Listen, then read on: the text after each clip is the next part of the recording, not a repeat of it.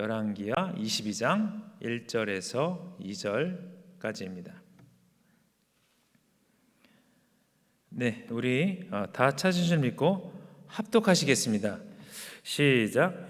요시야가 왕위에 오를 때에 나이가 8세라. 예루살렘에서 31년간 다스리니라. 그의 어머니의 이름은 여디다요 보스갓 아다야의 딸이더라.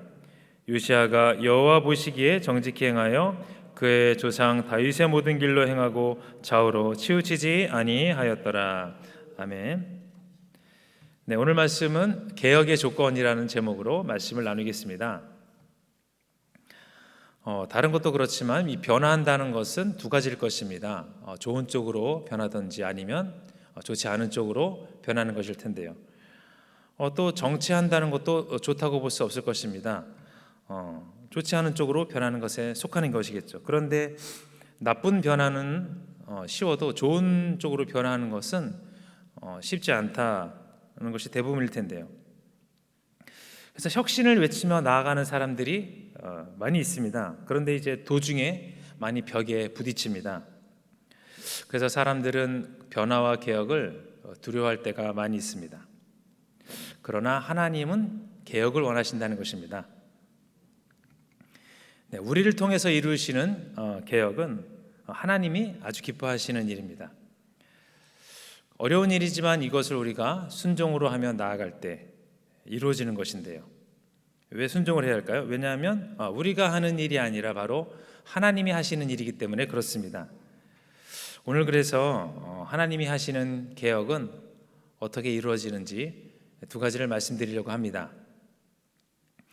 네, 첫 번째는요, 성전부터 시작하는 것입니다.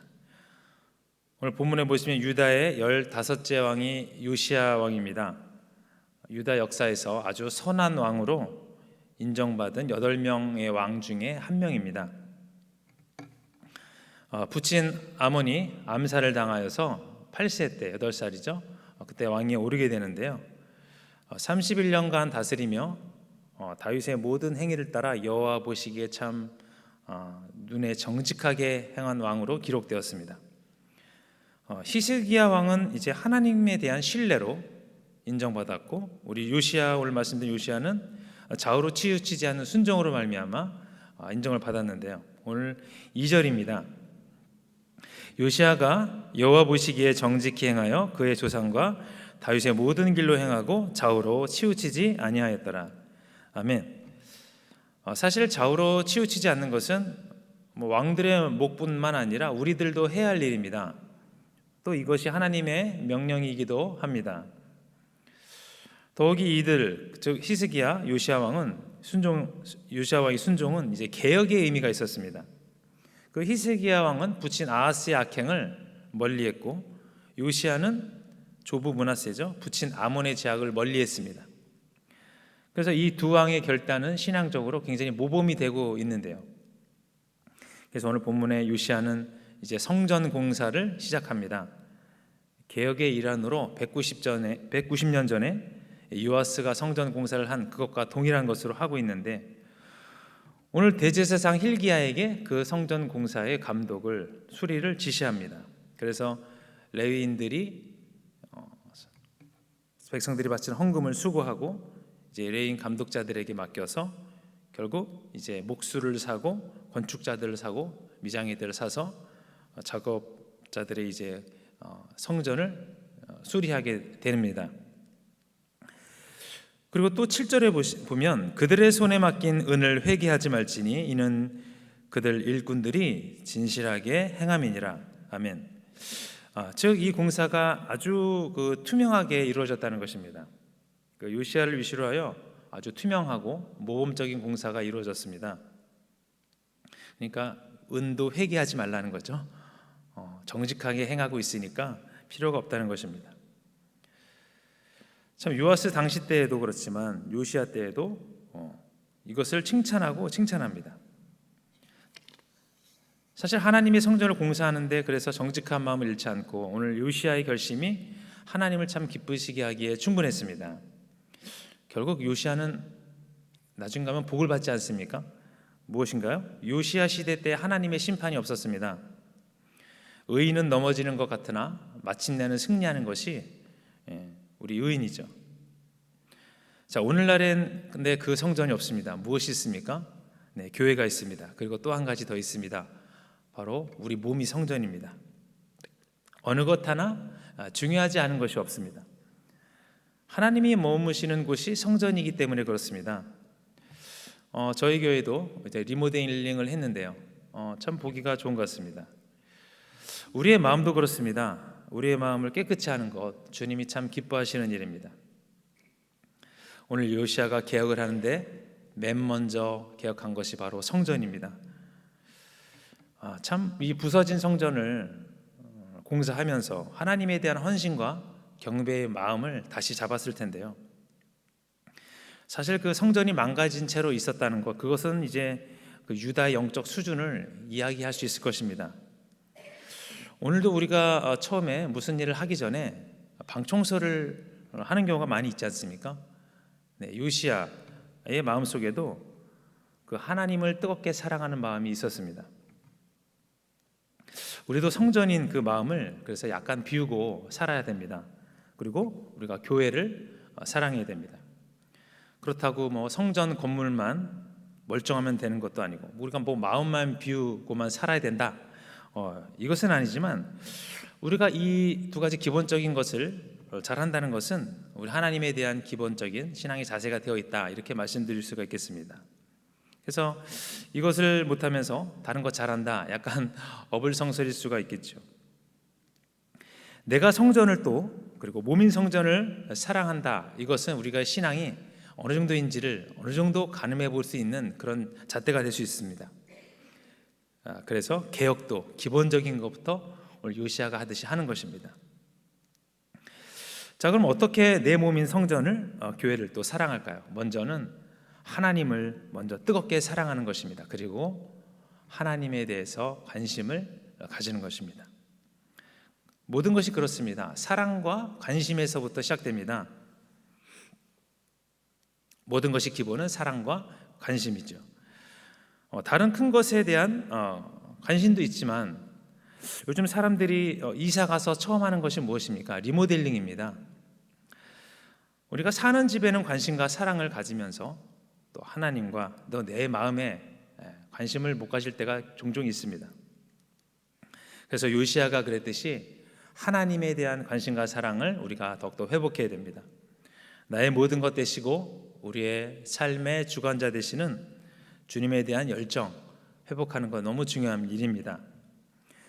그러기 위해서는 우리가 조용히 하나님을 묵상하고 또 실행해야 될 줄 믿습니다. 그 가운데 느끼고 체험하게 되는 것이 많을 것입니다. 자, 두 번째인데요. 하나님이 하시는 계획은 어떻게 이루어지는 것입니까? 네, 두 번째는 기준은 말씀이라는 것입니다. 성전을 수리하는 중에 오늘 본문에 보시면 말씀이 발견이 됩니다. 그 말씀을 보니 이제 유다의 현주소를 알았습니다. 지금 그러니까 어느 정도 유다가 수준에 와 있는지 알 수 있는 것인데요. 근데 요시야는 그 책 내용에 대해서 이게 하나님의 뜻이 어디에 있는가를 묻기로 합니다. 좀 무엇일까요? 모세에 대한 율법책일 텐데요. hil기야가 이 율법책을 발견합니다. 그리고 그 책을 사반에게 건네주는데요. 사반은 읽고서 왕 앞에 나가갔습니다. 먼저 왕에게 우선 성전의 공사 진행이 어느 정도 됐다 보고하고, 그리고 이제 율법책을 사반이 왕 앞에 읽습니다. 무엇일까요? 특별한 일이 일어납니다. 그런데 요시야 왕이 그것을 듣고 옷을 찢고 하나님께 통곡을 합니다. 왕의 반응이 참 그 내용이 무척 괴롭고 힘들었다는 것을 알 수가 있는데요. 21장 12절입니다. 그러므로 이스라엘의 하나님 여호와가 말하노니 내가 이제 예루살렘과 유다에 재앙을 내리리니 듣는 자마다 두 귀가 울리리라. 아멘. 유다에 재앙을 내리겠다, 이것을 발견한 것입니다. 사실 하나님의 말씀은 믿는 자들에게는 절대적입니다. 요시야도 그 하나님의 말씀에 대한 권세를 알고 있었습니다. 또 그만큼 말씀에 예민하게 살았다는 것을 우리가 알 수 있는데요. 그만큼 무엇입니까? 요시야는 하나님 편에서 가까이 있었다는 걸 알 수 있습니다. 그런데 사실 우리가 하나님을 섬기는 자라 할지라도 좋은 말만 듣고 살 수는 없는 것 아니겠습니까? 오늘 재앙의 말을 들은 것입니다. 재앙의 전조를 들었는데요. 그래서 요시야가 제사장 hil기야미 여러 사람들에게 여호와의 뜻이 어디 있는가 묻기로 결정한 것입니다. 이것은 이스라엘에 대한 진노가 크므로 그의 뜻을 구하는 것이 자신과 유다를 위해서 좋은 일이라 생각한 것입니다. 자, 결국 그래서 불순종은 북왕국의 멸망 원인인데요. 오늘 열왕기하 17장 19절에 보면 유다도 그들의 하나님 여호와의 명령을 지키지 아니하고 이스라엘 사람들이 만든 관습을 행하였으므로. 아멘. 유다도 마찬가지라는 것입니다. 곧 유다도 멸망할 것이다, 이것을 말하고 있습니다. 결국 그 말씀만으로 살아가는 요시야였기 때문에 그 말씀을 듣자마자 바로 예민하게 반응합니다. 자기의 옷을 찢고 통곡을 하는 것입니다. 성전을 짓는 것 그에게 중요한 일이었지만 말씀대로 살아가는 것은 그에게 더 중요했다, 이것입니다. 하나님에 대한 존경으로, 그래서 그는 좋은 왕으로 이름이 남겼습니다. 자, 그러면 오늘 우리는 얼마나 말씀에 지배를 받고 살고 있을까요? 혹시 주일에만 영향을 받고 살고 계시진 않습니까? 우리 생각해 봐야 됩니다. 그런 분들 안 계시겠죠. 그냥 말씀을 읽으면서 이것은 그냥 문자에 불과하다, 그런 분도 안 계시겠죠. 우리가 말씀의 영향을 받고 있지만 어느 정도 강도로 말씀의 영향을 받고 있는가, 이것은 참 더 큰 문제가 아닌가 생각됩니다. 말씀을 생명처럼 여기는 분도 계시고 교회에 있을 때만 신경 쓰는 분도 계시겠죠. 근데 사실 가끔씩은 그 세상 사는 것에 바빠서 순간순간 놓치고 지내는 것도 많은 것 같습니다. 물론 흐린 날도 있고 맑은 날도 있는 것이 세상일 테고 이치겠죠. 우리가 삶의 기준을 더 확실하고 영향력을 하나님과 또 사람에게 나타나기 위해서는 우리가 마음을 개혁하고 더 나아가 말씀으로 충만해야 될 줄 믿습니다. 요시야도 힘이 없었습니다. 그도 그 말씀 외에는 힘을 얻을 수가 없었던 것입니다. 우리들도 그렇지 않습니까? 사실 말씀이 없으면 영적으로 굶을 수밖에 없는 성도이죠. 아무리 바울이 위대하다 한들, 아브라함의 믿음의 조상이다 한들, 하나님의 말씀을 의지하지 않고서는 우리가 바르게 살 수 없는 것입니다. 하나님의 말씀을 우리가 바라보면 삶의 기준이 생깁니다. 사실 그래서 말씀대로 더욱더 살아보시기 바랍니다. 내 영혼이 소생합니다. 항상 기뻐할 수 없습니다. 그러나 하나님이 항상 기뻐하라, 이렇게 말씀하셨으니 항상 기쁘게 살아보는 것입니다. 그러면 새로운 인생이 열리고 느껴지는 것을 발견하게 되실 줄 믿습니다. 우리도 항상 말씀을 요시야처럼 생각하고 살아간다면 우리의 삶의 방향이 항상 좋은 방향으로 갈 것입니다. 풍랑이 있는 배가 있었는데요, 예수님의 제자들이 만약에 그 배에 예수님이 없었으면 바로 그 바다에 수장되었을지도 모릅니다. 예수님이 옆에 계셨기 때문에 풍랑이 있어도 잔잔한 바다를 경험했던 것이죠. 우리 곁에 말씀이 없고 성전만 건축된다는 것도 50%만이 성공일 것입니다. 성전을 세웠으면 이제 말씀으로 계속 나아가야 되는 것입니다. 말씀 위에 산다는 것이 복받는 삶이지만 이제 어려운 삶입니다. 그럼 우리는 어떻게 살아가야 할까요? 그렇습니다. 결단해야 됩니다. 오늘부로 지난날의 삶을 다 내려놓고 날마다 새로운 피조물이라 말씀하셨는지 새로운 삶으로 우리가 나아가는 것입니다. 마음을 결단해서 우리가 요시야처럼 개혁에 앞장서는 것입니다. 참 개혁 결단의 순간은 어려운 순간이지만 일단 결단하고 나면 하나님이 하시고 찾아오는 것은 평강입니다. 문제는 그렇지요. 선으로 갈 것이냐, 악을 선택할 것이냐, 그것입니다. 결단하는 것입니다. 결단은 외로운 싸움이지만 그 이후에 오는 평강과 은혜는 우리가 참 감당할 수 없는 것임을 믿습니다. 예수님이 결단하셔서 우리의 영혼이 살아났듯이 우리의 결단은 하나님께 영광이고 또 이웃에게 사랑으로 표현될 줄 믿습니다. 네, 결론입니다. 오늘 하나님은 어떻게 개혁을 이루실까? 두 가지를 말씀드렸습니다.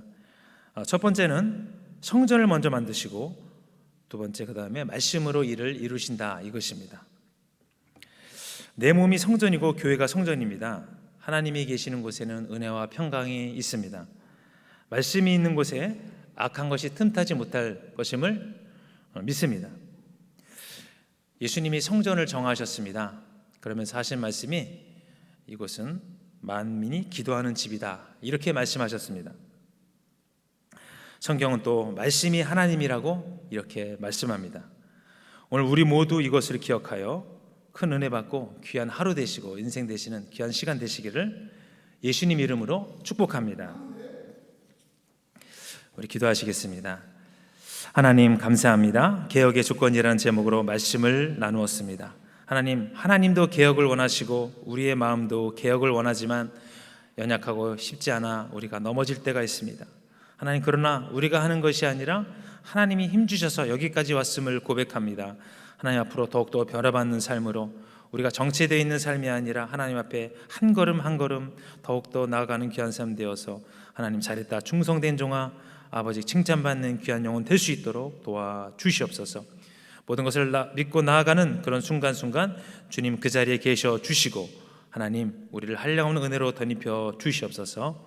오늘 특별히 귀한 헌물 드린 손길 위에 주님 축복하시고 은혜로 평강으로 강건함으로 덧입혀 주시옵소서. 삶을 책임져 주시고 귀한 믿음으로 드린 손길 위에 하나님의 역사, 하나님의 나라가, 하나님의 아버지 은혜의 역사가 나타나는 귀한 시간 되게 하여 주옵소서. 교회가 부흥하게 하시고 하나님 아버지 모든 것들이 평탄케 되시며 하나님 아버지 시간 교회를 위해 일하는 손길 위에도 함께하여 주시옵소서. 모든 영광을 주께 돌립니다. 예수님 이름으로 기도드립니다.